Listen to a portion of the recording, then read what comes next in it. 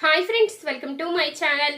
సామంత్ని చంపిన రౌడీల్ని పట్టుకుని అనామిక నిజ స్వరూపాన్ని సాక్ష్యాలతో బయట పెట్టిన అప్పు అనామిక చెంప పగలగొట్టి దిమ్మ తిరిగే షోక్ ఇచ్చిన కావ్య.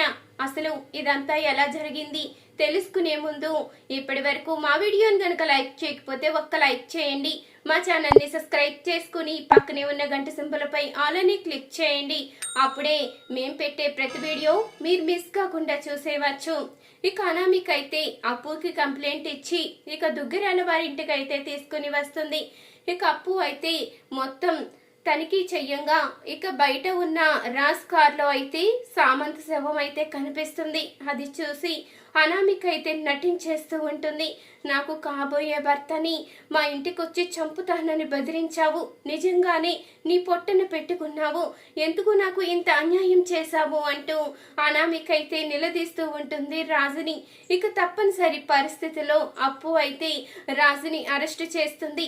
ఇక అరెస్టు చేసి తీసుకువెళ్లడంతో అనామిక అయితే ఎంతగానో మురిసిపోతూ ఉంటుంది. ఇది కదా నేను కోరుకున్నది, ఇప్పుడు నన్ను ఎవరు అడ్డుకుంటారో చూస్తాను.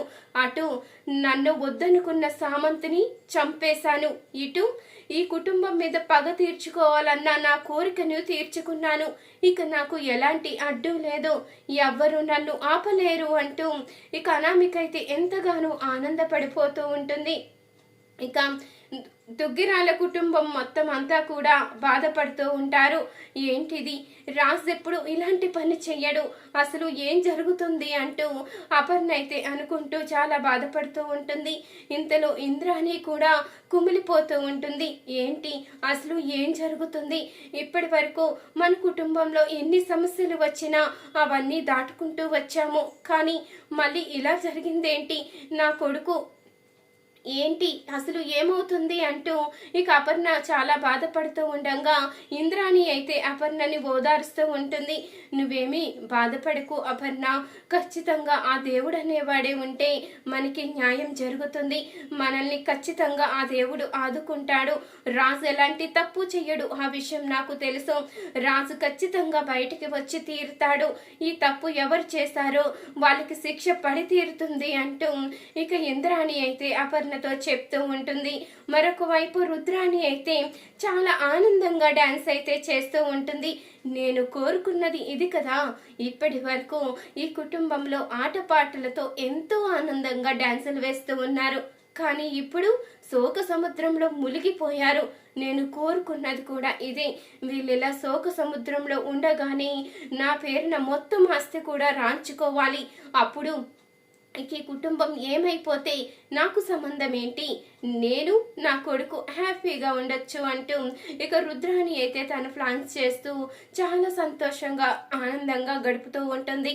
ఇక రుద్రాణి అయితే అనామికకి ఫోన్ చేసి నువ్వు ఏదో ప్లాన్ చేస్తాను అంటే ఏంటో అనుకున్నాను, కానీ నువ్వు ఈ విధంగా ప్లాన్ చేస్తావని అస్సలు అనుకోలేదు అనామిక, నువ్వు మామూలు దానివి కాదు, ఇంతకాలం సామంతతో తిరిగి ఇప్పుడు ఆ సామంతని లేకుండా చేసేసావు అంటూ రుద్రాణి అనంగానే మీరు ఏం మాట్లాడుతున్నారా ఆంటీ, నేను సామంతని లేకుండా చెయ్యడం ఏంటి, సామంత చనిపోయాడని నేను బాధపడుతూ ఉంటే మీరేంటి ఇలా మాట్లాడుతున్నారు అంటూ అనామిక అయితే అడుగుతూ ఉంటుంది. అమ్మ అనామిక, నేను కూడా సేమ్ నీ టైపే ఆలోచిస్తాను, ఎవరు చంపారో ఎవరు చంపలేదో నాకు ఆపాలం తెలియదు అనుకున్నావా, సామంత్కి నీకు ఏదో గొడవ వచ్చుంటుంది, సామంత్ని చంపేసుంటావు, అదే అవకాశంగా తీసుకుని రాజుని ఆ కేసులో ఇరికించావు.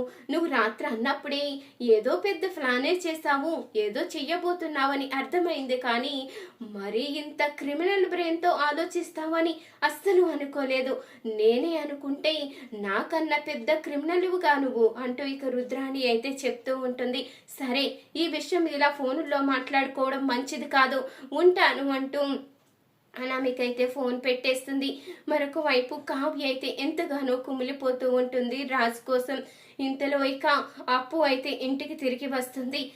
ఏంటక్క, నా మీద కోపంగా ఉందా అంటూ అడుగుతూ ఉండగా, నీ మీద కోపమా, నువ్వేం చేస్తావే, అంతా నా దురదృష్టం, ఇప్పటి వరకు నా భర్త నన్ను భార్యగా ఒప్పుకోలేదని ఎంతగానో బాధపడేదాన్ని. కానీ ఆయన మనస్ఫూర్తిగా నన్ను భార్యగా ఒప్పుకునేసరికి ఇలా నాకు దూరం అయిపోయారు. అంటే ఇదంతా నా దురదృష్టం. ఇప్పటి వరకు నా భర్త నన్ను భార్యగా ఒప్పుకోలేదని ఎంతగానో బాధపడేదాన్ని. కానీ ఇప్పుడు ఆయన మనస్ఫూర్తిగా నన్ను భార్యగా ఒప్పుకునేసరికి ఇలా జరిగింది. అంటే ఇదంతా నా తలరాతే కదా. ఆయన నన్ను గనుక భార్యగా ఒప్పుకుని ఉండకపోతే సంతోషంగా ఉండేవారేమో, ఆయన జీవితం ఆనందంగా ఉండేదేమో, నేను ఆయన జీవితంలోకి వెళ్ళడం వల్లే ఇదంతా జరిగిందేమో అంటూ కావ్య అయితే ఎంతగానో కుమిలిపోతూ ఉంటుంది. నువ్వు బాధపడకాక, బావగారు ఏ తప్పు చెయ్యలేదని నిరూపించే బాధ్యత నాది. నేను కూడా అదే పని మీద ఉన్నాను. అసలు ఏం జరిగిందో ఏం జరుగుతుందో అంతా నేను తెలుసుకుంటాను అంటూ అప్పు అయితే ఇక కావ్యకి మాటిస్తుంది. ఇక మరుసటి రోజు ఉదయాన్నే కావ్య అయితే ఇక రాజుని చూడడానికి పోలీస్ స్టేషన్కి అయితే వెళ్తుంది. ఇక రాజు అయితే చెప్తూ ఉంటాడు, ఆ రోజు మన గుడం తగులబడుతుందని ఫోన్ చేయడంతో నేను వెళ్ళాను. నా కారు బయటే ఉంది. నేను నార్మల్గా తిరిగి వచ్చేసాను. అక్కడ రౌడీలు కూడా నన్ను చూడగానే పారిపోయారు. తిరిగి వచ్చి ఆలోచిస్తూ పడుకున్నాను తప్ప కారులో సామంత శవం ఉందన్న విషయం కూడా నాకు తెలియదు. కారులో సామంత శవం ఎలా వచ్చిందో, అక్కడికి అనామిక్ వచ్చి ఎలా గొడవ చేసిందో, అప్పటికప్పుడే మీడియా వాళ్ళు ఎలా వచ్చారో కూడా నాకు అర్థం కాలేదు అంటూ రాజ్ అయితే చెప్తూ ఉంటాడు. ఆ మాటకి ఇక కావ్య అయితే ఆలోచిస్తూ ఉంటుంది. ఇదెవరో కావాలని ప్లాన్ ప్రకారమే చేశారు, నాకు అర్థమైపోతుంది అంటూ రాజ్ అనగానే నిజమేనండి, కావాలని ఇదంతా ఎవరో చేశారు, ఎవరు చేశారో నేను తెలుసుకుంటాను అంటూ కావ్య అయితే బయటికి వస్తుంది.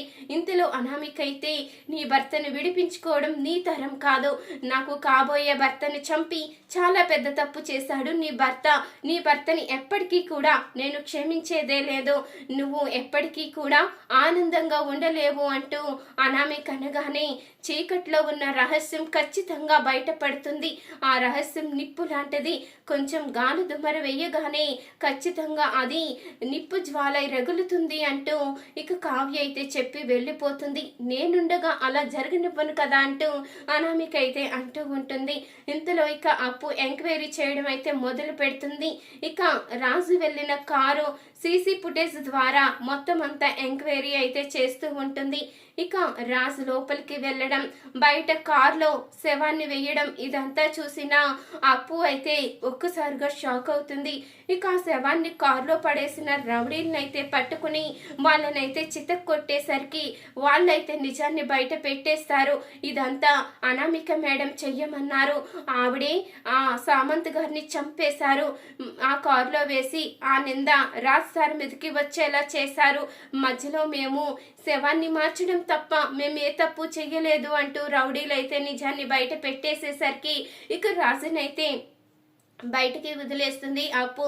ఇక కావ్య కూడా వస్తుంది, అనామికనైతే తీసుకువస్తుంది. రాజు ముందు ఆ సాక్ష్యాలన్నీ బయట పెడుతుంది అప్పు. అది చూసిన రాజు అయితే ఒక్కసారిగా షాక్ అవుతాడు. ఛీ, ఇన్ని రోజులు నిన్ను నమ్మి నీతో పాటు తిరిగిన సామంతుని కూడా ఇంత దారుణంగా చంపేశావే, నువ్వు అసలు ఆడదానివేనా, నిన్ను చూస్తుంటేనే అసహ్యంగా ఉంది అంటూ ఇక రాజు అయితే అనామికను కోపంగా మాట్లాడతాడు. ఏంటి నా గురించే తప్పుగా మాట్లాడుతున్నావు అంటూ అనామిక అనేసరికి ఇక కావ్య అయితే అనామిక చెంప పగలగొట్టి, నువ్వు మనిషివి కాదు, అసలు ఒక మృగానివి, అడవిలో పుట్టేదానివి, ఇక్కడ పుట్టావు, నీ తల్లి తండ్రి సరైన వాళ్ళైతే నువ్వు ఇలా ఎందుకుంటావు, నీ పెంపకం సరిగా లేకే నువ్వు ఇలా ఉన్నావు, సామంతనే చంపేశావు అంటే నువ్వెంత మృగానివో అర్థమవుతుంది. నువ్వు జీవితాంతం జైల్లో చిప్పకూడు తినాలి, నువ్వెప్పటికీ బయటికి రావడానికి వీల్లేదు, నా భర్తని జైల్లోకి వెళ్ళేలా చెయ్యాలని ప్లాన్ చేస్తావా, ఇక నువ్వు జీవితాంతం జైల్లో చిప్పకూడు తినవలసిందే అంటూ కావ్య అయితే అనామికకు దిమ్మ తిరిగే షాకే ఇస్తుంది. చూసారు కదా ఫ్రెండ్స్, రాబోయే కథలో ఖచ్చితంగా ఇలాగే జరగబోతుంది. ఇలాగే జరగాలి అనుకునేవారు మా వీడియోని తప్పకుండా ఒక లైక్ చేయండి, మా ఛానల్ని సబ్స్క్రైబ్ చేసుకుని పక్కనే ఉన్న గంట సింబల్ పై ఆల్ అని క్లిక్ చేయండి. అప్పుడే మేము పెట్టే ప్రతి వీడియో మీరు మిస్ కాకుండా చూసేవచ్చు.